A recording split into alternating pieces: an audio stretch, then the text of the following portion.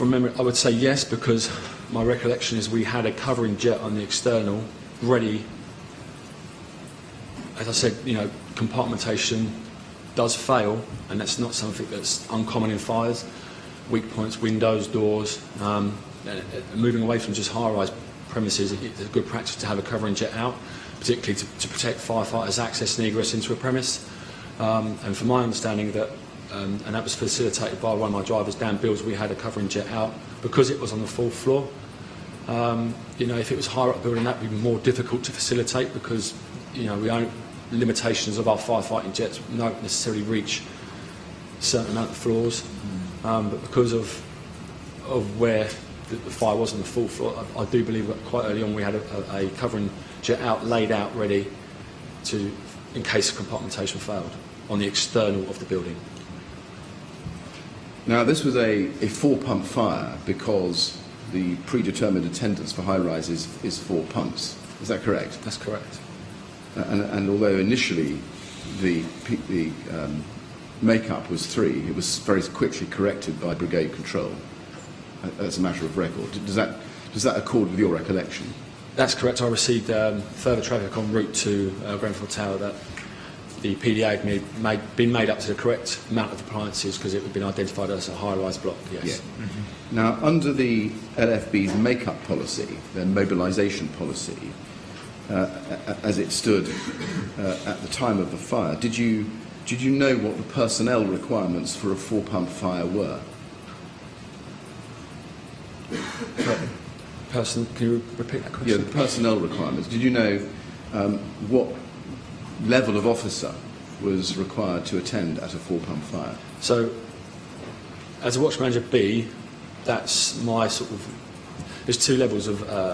We're trained to either level 1 or level 2 instant command. So for me, up to watch manager B level, I'm trained to instant command level 1, and that's generally I operate to anything up to 4 pumping appliances. With that, you'll get a station manager that who will be not necessarily attend, who will be notified by pager as a monitoring officer to monitor that incident. At the time of arrival at Grenfell Tower on the night, do you know whether you had a station manager paged to attend as a monitoring officer? That information would have been available via the tip sheet we spoke about yesterday that comes through the watchroom. So I would have been aware at that point that there was a monitoring officer on there. And do you remember who the station manager was? I don't remember at that point in time, but obviously since that I do know who that monitoring officer was, yes. Who was that? It was station manager Andy Walton. Andy Walton. And do you remember what time he arrived on scene? No, I don't. Mr. Chairman, I'm going to turn to a different topic. Yes. It may be convenient for us Good now point to to have a break. Yes. Yes, thank you. You'd probably quite like a break now, wouldn't you? Yeah, thank you. Right, well, we'll break, I'm going to say for 5 minutes, let's say until 25 to 11, and I shall want to be back in promptly at 25 to 11. Thank you. Off you go. Thank you very much.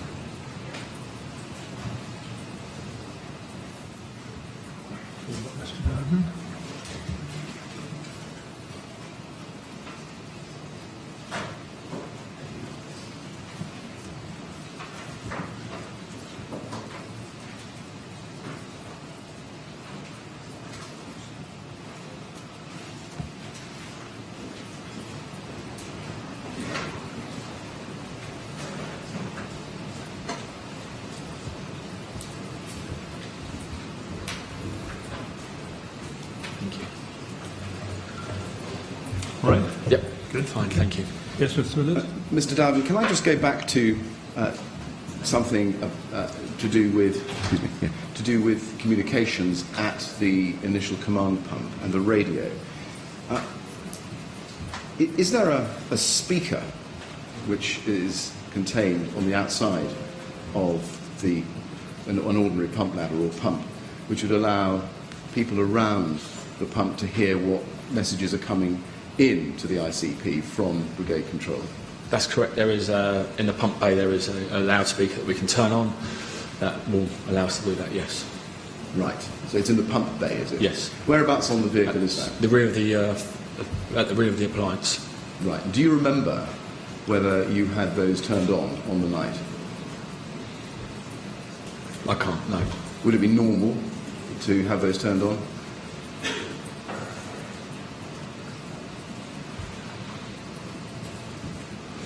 That is a good practice to adopt, yeah. But I can't confirm if that was on the night. Right. Why would you not have the speakers turned on?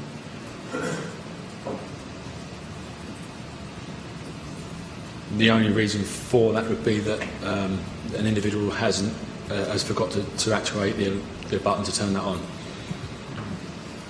And who would that normally be?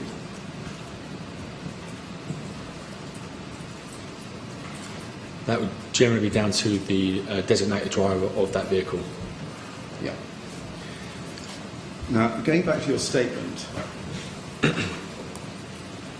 page 3, just below halfway down, you say, I was wearing my high visibility incident commander tabard. And at that point, a male came up to me and stated that the fire was in his flat on the 4th floor. Can we just have a look at some photographs? If you turn, please, in the documents bundle to tab 18. Tab 18. This is a photograph taken at just after 1 a.m. Tab 18, and it's it's INQ 7 zeros and then 9. There it is. And I wonder if that can be blown up for you. This is a still taken from the CCTV cameras in the entrance lobby to Grenfell Tower at, as I say, just after 1 a.m. Can you identify yourself?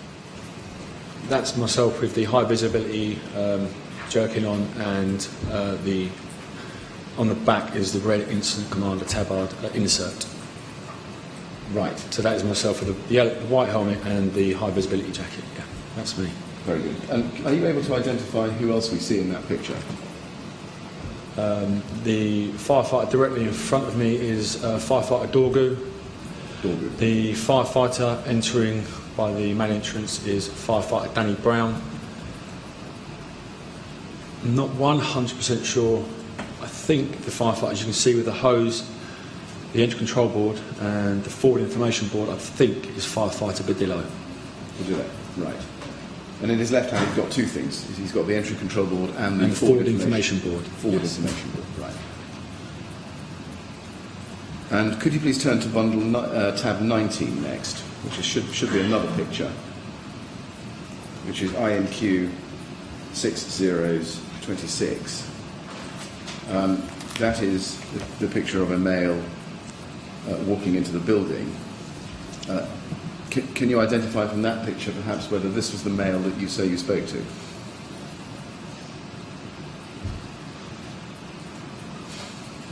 I have a better picture in case you can't.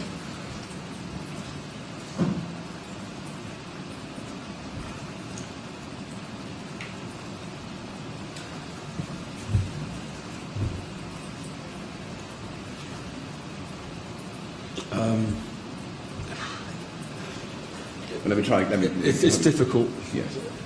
to identify from that angle. Well, perhaps we can go to the next one, which is tab 20, INQ 6044. There's a picture of his face and whole person. Do you think that was the male that you spoke to when you arrived?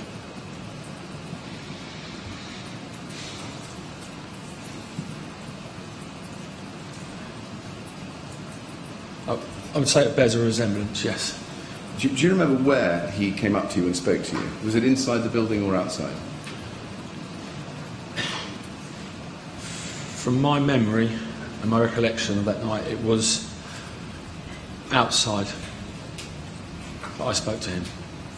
As well as you can remember, what were the man's exact words?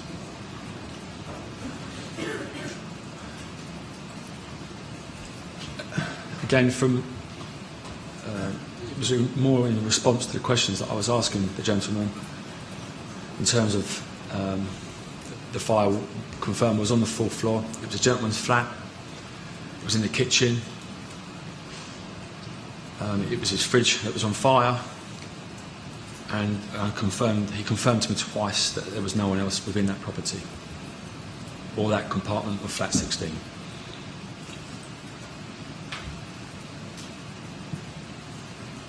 Now, I'm going to play, if I can, an audio of a call that he made to the London Fire Brigade at 1 a.m. and 21 seconds, and it's MET 000148885, Mr. Trial Director.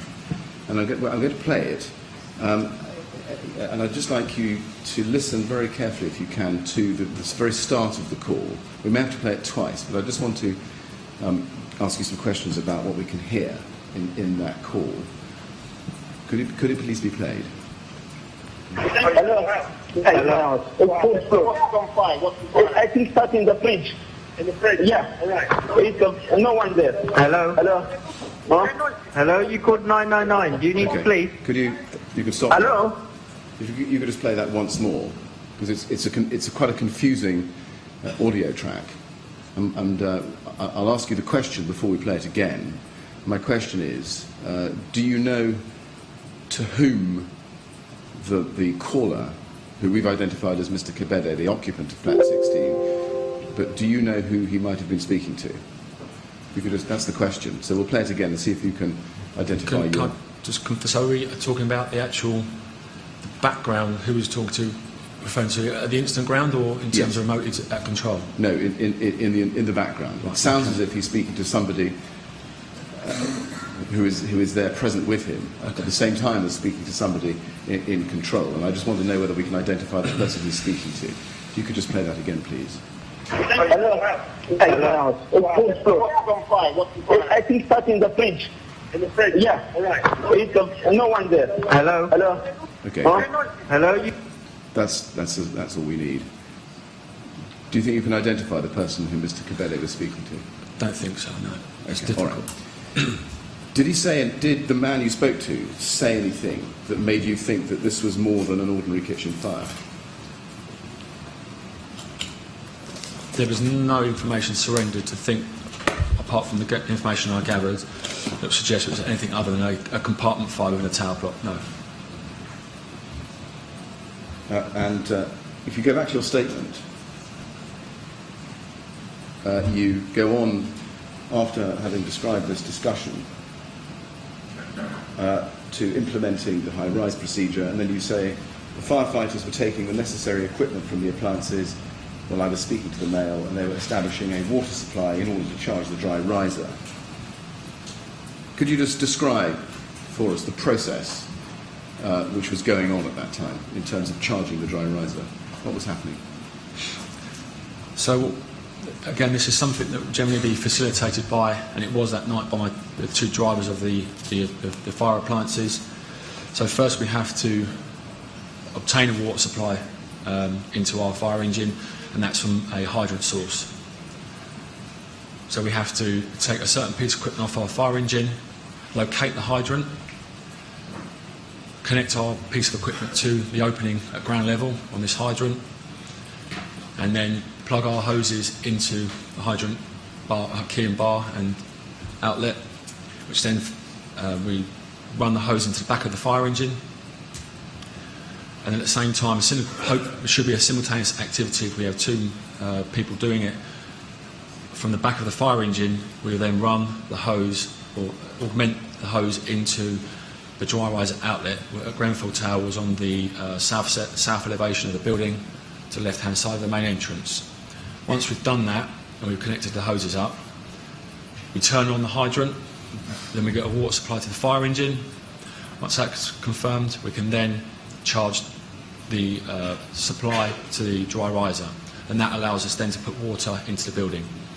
So it's not, depending on what we spoke about earlier, there are a number of mitigating factors in terms of the quickness and the rapidity of that.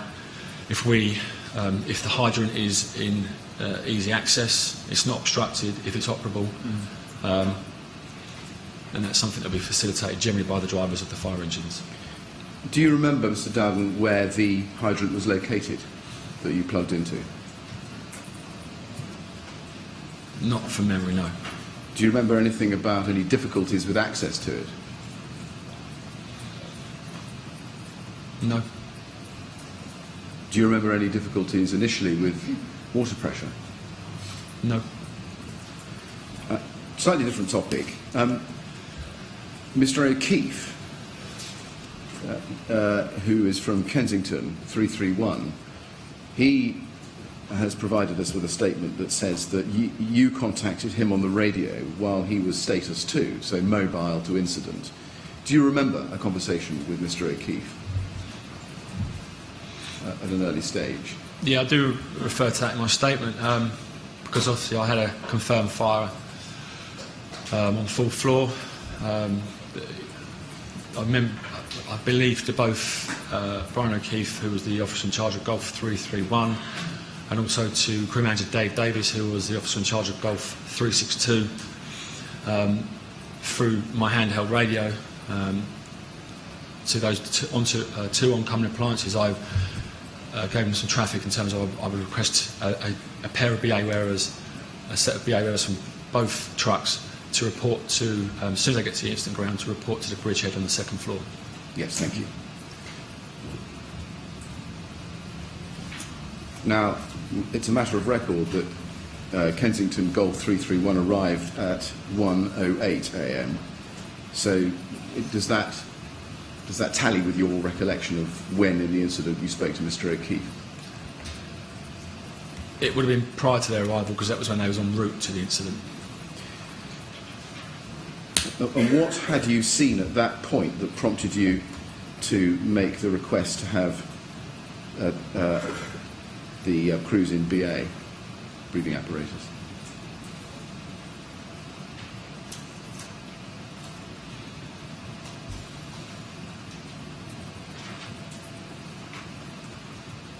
I can't remember any significant visual or event that made me make that decision. It was more of a case of, I know from input and training that high-rises can be quite challenging incidents, particularly for firefighters, resource heavy in terms of personnel. So from thinking it was more of a contingency than there was a particular event or a visual that I saw that made me make that decision. Mm-hmm.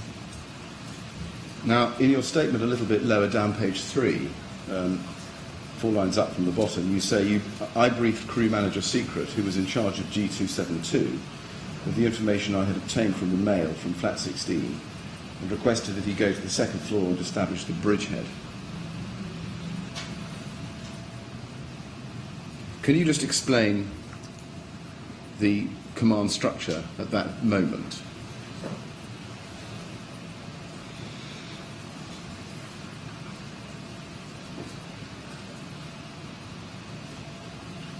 So the command structure is that I was the incident commander, and I would remain at ground level to facilitate oncoming appliances officers to give them a brief, and then Chris Secret, who was to be in charge of the Bridgehead, and that would be committing BA crews to liaise obviously with myself for Channel 1, making sure BA crews are on Channel 6, and if he would need any more resources, that would have to come through himself, and I could further resource the incident. Did you then send in 2 BA wearers to the fire compartment? Once we had the bridgehead set up and that was confirmed, and we had confirmed water supply, which I did get traffic back from crew manager Secret, that was the case, then I was happy for a compartment entry to be made, yes. And it's a matter of record that you sent in Charlie Batterby, the crew manager from G271, and Danny Brown, firefighter Danny Brown, a firefighter from G271 as well, to flat 16. That's correct. That's right. Do you remember, how did they get into the tower? How did they get up into the tower?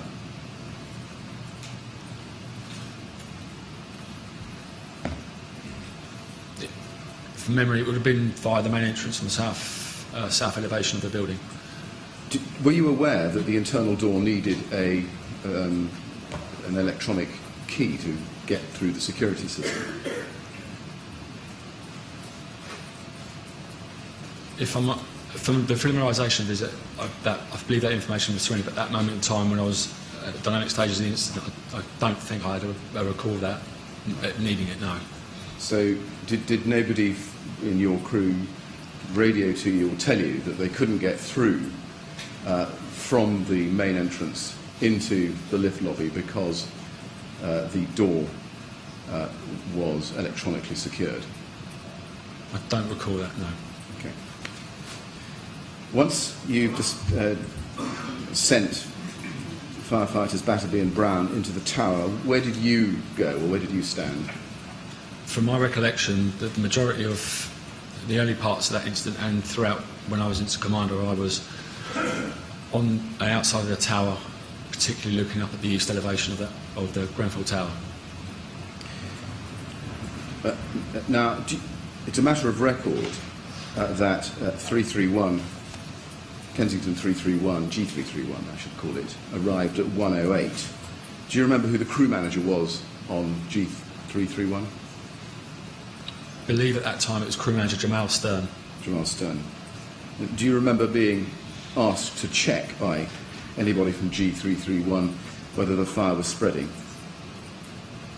I can't recall that, no. Okay. Now,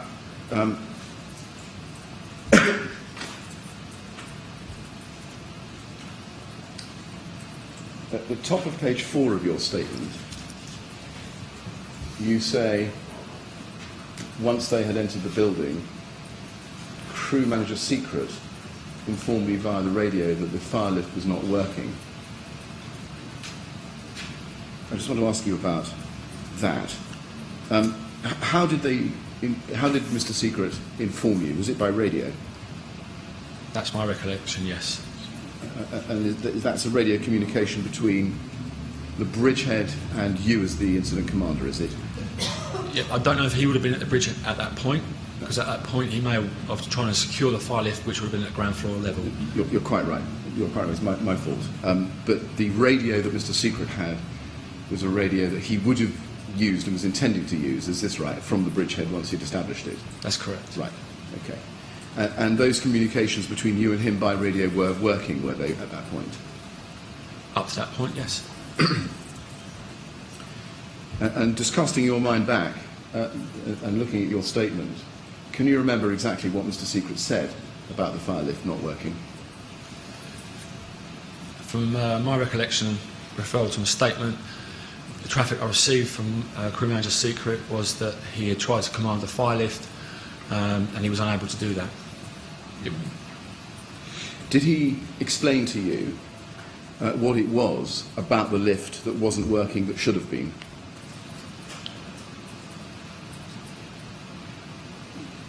I can't recall any further explanation, but my assumption would have been that how a firefighting lift works is that we take control, we override that by using the lift key, so we can utilise equipment, personnel, and also the rescue of casualties, particularly if it's on the upper floors within a high-rise block.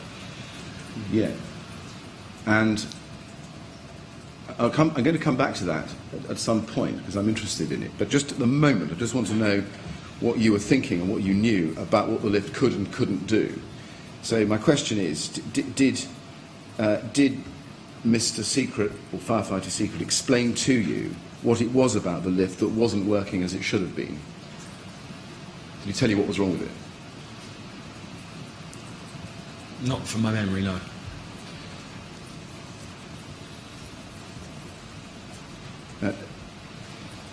Did it occur to you at the time that the lift wasn't in fact a full firefighting lift? And to give you all the functionality of a firefighting lift? I wasn't aware at that time, no. What assumptions did you make at the time about what the lift could do in terms of attacking the fire and carrying out search and rescue? At that point, the fire, it provided us the opportunity to not have to carry equipment and personnel via the staircase. It gives us a quicker access to fire floors. In the case of Grenfell Tower, the fire was on the 4th floor, so the distance between the ground and where we set up the bridgehead was only 2 floors. If the 5th floor was further up the building, it would have been more of an issue, if I'm honest. And in terms of functionality, where you can take control, as you say, of the lift using the lift key, in terms of that functionality, what benefits would that bring you as a fire crew in terms of firefighting and search and rescue? Initially, it's a speed of access to get to the bridgehead, because obviously time is very, very key in particularly high-rise fires. Also, we can leave the lift at the bridgehead level. So if we rescue any casualties, again we have ease and quick rapidity of getting the casualty out of the building and to a point of care. And what about later on? What other benefits would having control over the lift give you in terms of rescue?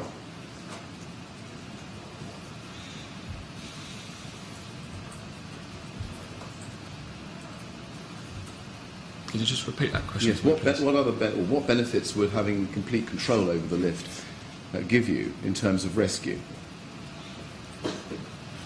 It would refer back to the same probably 2 points in terms of being able to get our personnel into the building and up to the 5 floors quicker. In relation to Grenfell Tower, it was difficult because the fire was on the 4th floor, so we shouldn't really.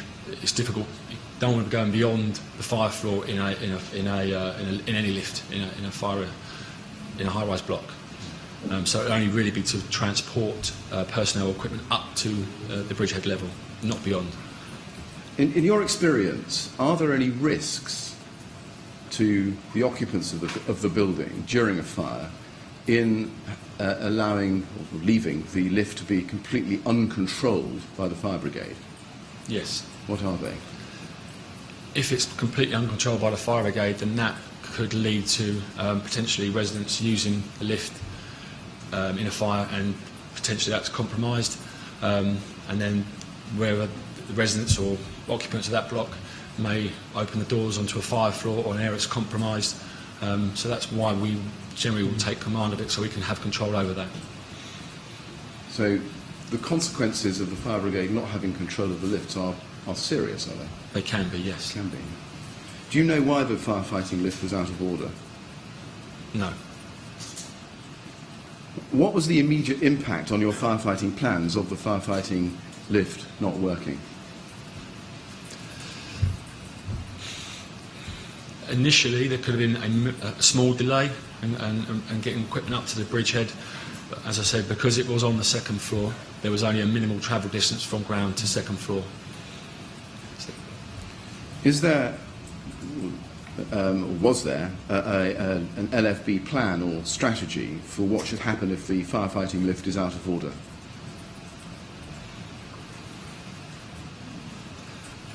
It's one of two things. You can either have to utilise the stairwell, or, as in the case I believe on that night, the crews, I believe, still actually use the lift to go up to the bridgehead.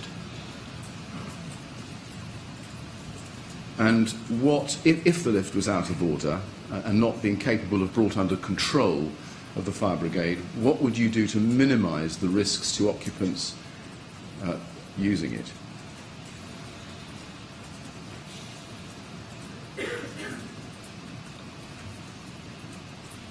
Looking at it now, the only thing we potentially could do is isolate the power supply to it. I don't think that was something that was done on that night. Would that be a normal thing to do? Not normal, no. No. And can I ask you this? How normal, in your experience, is it when you arrive at a fire in a high-rise block to find that the lifts are either out of order or not being capable of being brought under LFB control?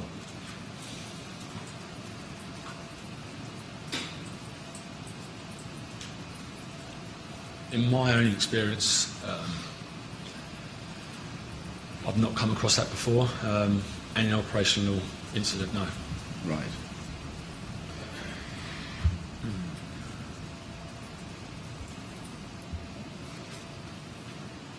If the firefighting lift was out of order, how would that affect firefighting operations in the event that the fire didn't remain in its compartment of origin?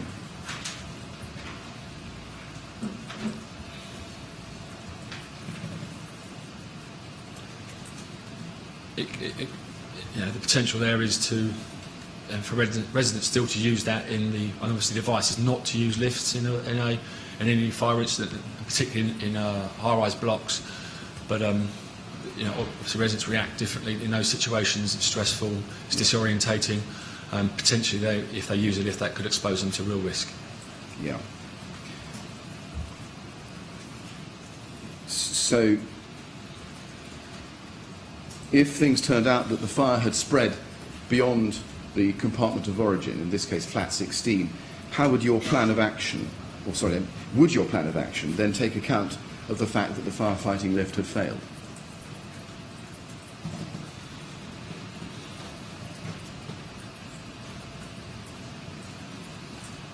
Could you just repeat that? Certainly.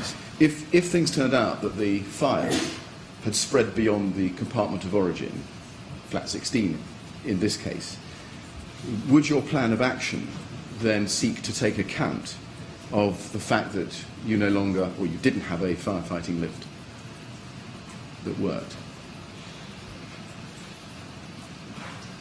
At the night of Grenfell Tower fire, when I received that information from Crew Manager Chris Secret, it was very early on in the incident, and from my knowledge that the fire was still contained in the compartment, so I hadn't, at that point in time, I hadn't made a plan. That hadn't come into my thought process, no.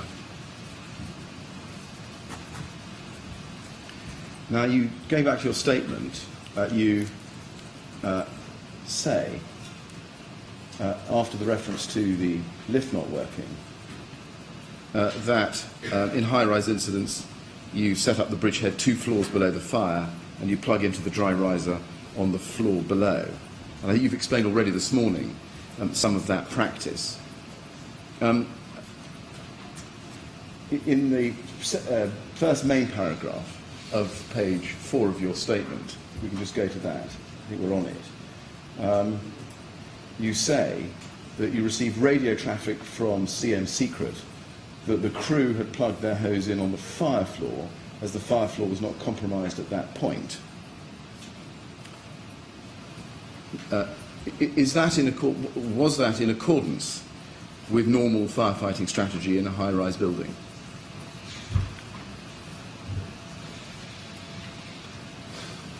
That's not as it is in Policy 633. However, for me, to change that decision would have meant that we'd have had to bring the crews back down another floor, so there would have been a further delay, or a delay in making a compartment entry. So, as an incident commander, I received that information from Chris Secret. If the traffic had come back to me to say that actually no, the fire floor is compromised, there is, it's carbonation, there's smoke-filled environment, then yes, I don't want my firefighters put any undue risk, so I would have given the direction to make sure that they came to the floor below. But because that area was not compromised, I was happy. I made that decision to continue with the firefighting operations from the fire floor. But is it right that Mr. Secret would not have known whether the lobby on the 4th floor was compromised with smoke until he got there. Yes, correct. But he was going there without water. At that point, yes, correct. Yeah. So how did it work? Did he go up to the 4th floor and then make the decision himself to plug into the dry riser there and then tell you afterwards? Or did he brief you first as to the conditions on the 4th floor before he plugged into the dry riser on that floor? I can't recall. The only information I remember receiving back was that they were plugging in on the fire floor already. Right, so it looks as if, from what you're saying, is that he'd gone up, looked at it, saw it was clear of smoke and made his own decision to plug into the dry riser there and then told you about it. That's correct. And is that a fair summary? Yeah, he's a competent officer. Yes. You know, and sometimes we have to do a little, you know, a recce, want for a better word, so to get a bit more situational awareness within that building. You know, what the conditions are like, and you know, Chris being a responsible and competent officer, then you know he made that decision. I will stand by that. Yes. And in the next sentence of your statement, in the same paragraph, you say, "I was happy for crews to be committed from the fire floor as I felt that we had to be aggressive in tackling this fire." Why did you feel you had to be aggressive in tackling this fire? I think, referring back to the 6 weeks prior, we had the incident at Grenfell Tower. We had the water failure. I think that was an eye-opener that, for me, particularly as an incident commander, I wanted to be on the, you know, to not to have those potential issues at this fire. I wanted to be on the ball, for want of a better word. And I know that within, you know, high-rise blocks, you know, you have to try and, you know, time is of the essence. You have to make a compartment quite quickly but safely. And I was conscious that I didn't want a further delay. If I was to bring the crews back down, then that would be a further delay to making a compartment entry into flat 16. So was there anything about this fire that would mean that you would adopt a more aggressive strategy in attacking it than you would normally? Not necessarily, no. Not at that point. Now, in the next sentence of your witness statement, you say, "I requested that a support crew were to go to the 3rd floor to secure their water supply and progress to the 4th floor to support the initial firefighting crew." Does that mean that you asked the support crew to plug into the dry riser on the 3rd floor as well? No, so that was still within the traffic, radio traffic between me and Chris Secret, because that's, as a policy 633 states, that's generally where the first initial crew should go plug in 1 floor below the fire floor. But obviously, because they plugged in onto the fire floor, where the backup crew, so that the roles are almost swapped. Right. So I was very conscious that we needed, obviously, to secure a safe access and egress for crews and into that compartment, that they were to plug in on the floor below the fire floor, the 3rd floor. I follow, thank you. Yeah. So that would mean that there would be effectively 4 firefighters, 2 teams of 2, is this right, using 2 hoses from 2 dry risers, 1 on the 3rd floor and 1 on the 4th floor? That's correct. And would that be normal for an apparently ordinary kitchen fire in a compartment in a high-rise building? That's the expectation, yeah. Yes. Now, just focusing a little bit more, if we can, on the use of dry risers on 2 floors, I just want to ask you a few questions about that. The first question is, would simultaneous use of 2 dry risers, well, let me ask it in a different way. What effect on the water pressure available in each hose would the simultaneous use of 2 dry risers have?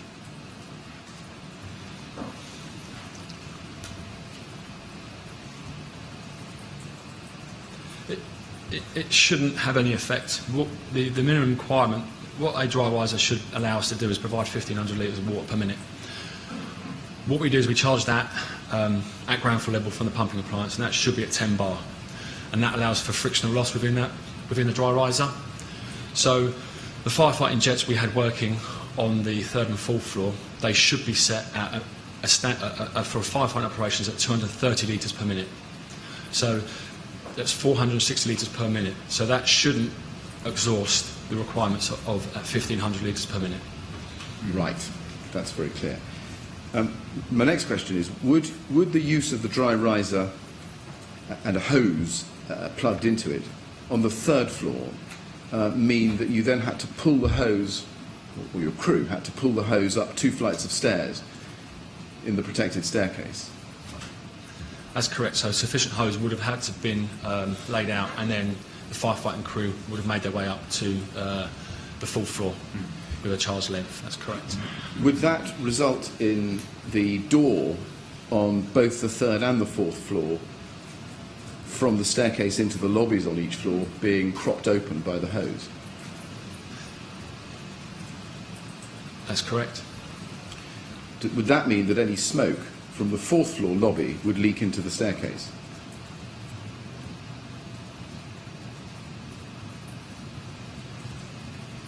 That's correct. So in general terms, how would the practice of setting a hose into a dry riser on the 3rd floor and then running it up to the 4th floor lobby keep the protected staircase protected from the ingress of smoke? Because of the way Grenfell Tower was set up, the dry riser outlets were in the flat lobby areas. Generally, the principle, the dry riser outlet should be in a protected stairwell. Yes, there is going to be some compromise of that because we have to get water into a compartment, and it may well come into a stairwell. But so if you, for the initial crew, plug in the floor below, if it was in a protected stairwell and not in a lobby area of the flats, they would plug in the protected stairwell, go to the floor above, and then into the fire floor.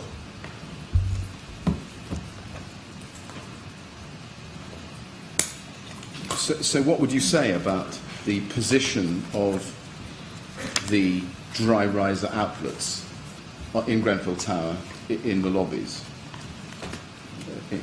Would the position of those outlets be something that would affect your firefighting operations? Potentially. And would the position of those outlets potentially affect the integrity of the single protected staircase in terms of whether it remained protected? Yes. Can I ask you to look at policy 633 again, which is in the policy bundle at tab 4.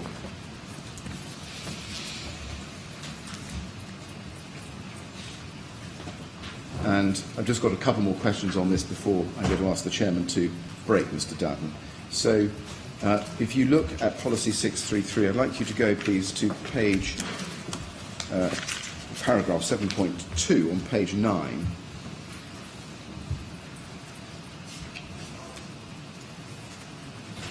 And this is under the heading Operational Procedure, Securing Water Supplies for Firefighting.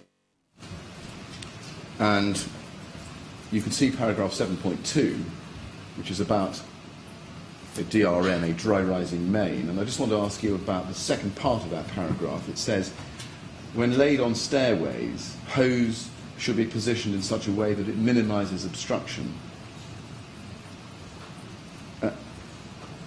Were you aware, when you attended Grenfell Tower, of that requirement in policy 633? I would have been, yep. And looking in the same policy back a little bit at paragraph 2.43, which is on page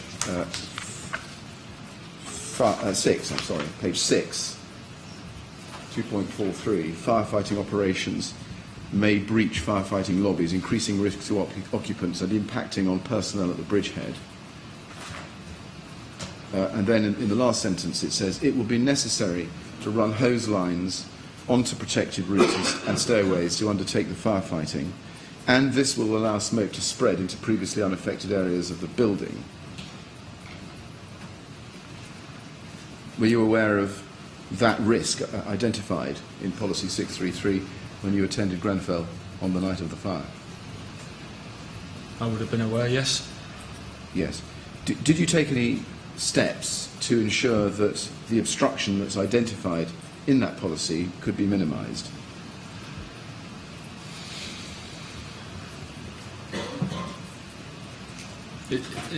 It's difficult. We can only work with what we're given on a night in terms of what that building presents to us. We have to have a water supply. We have to put water into that fire. We can only work with the facilities that are given to us at that moment in time. It's good practice in terms of obstruction as well. I think I was referring to trying not to lay hose in the middle of stairwells, try and tuck it against the wall, particularly the inner wall. So if we do have residents or firefighters exiting and entering that staircase, there's less of a trip hazard for them. That's a good practice. But depending on the location of the dry riser outlets, we have to have a confirmed water supply. So we have to work with what we're given. How feasible would it ever have been to plug or set a hose into a dry riser outlet on every floor or a lot of floors in Grenfell Tower and not use the dry riser from the floor below? How feasible would that ever have been? Could you just repeat that for me? Yes, how feasible would it ever have been to set into the dry rising outlets on every floor in Grenfell Tower or on every floor where there was a fire? That's almost an impossible task. It's something it's not designed. The dry riser man is not designed to do that. The expectation is back to compartmentation, that it should, we'll only be really firefighting on one floor. Okay, it may go up. We can firefight in the internal to external one or two floors, but not to plug hose in on every single outlet on a high-rise block. No. It can be done, but it would be extremely difficult. And the further you go up the building, the water pressure would lessen. The output, going back, it only provides us 1,500 litres per water per minute. The more jets you put in, that's going to affect the water supply. And I can't resist. What would happen after you got above 50 metres? The water supply would almost be non-existent. Non-existent? I would say so, yes. Mr. Dowden, thank you very much. Mr. Chairman, this is now a convenient moment for a break. I'm Yes. going to turn to it. Yes, we'll have a break now. I think perhaps on this occasion we'll take 15 minutes, and I'd like to be back by 25 to 12 by that clock. Not all the clocks are the same, so I'm going to go by that one. Right, Mr. Dowden, we'll have a break. I should have reminded you earlier, please don't discuss your evidence or this aspect of the inquiry's work while you're still giving evidence. Yes. Right, and we'll come back in 15 minutes. Thank you. Thank you very much.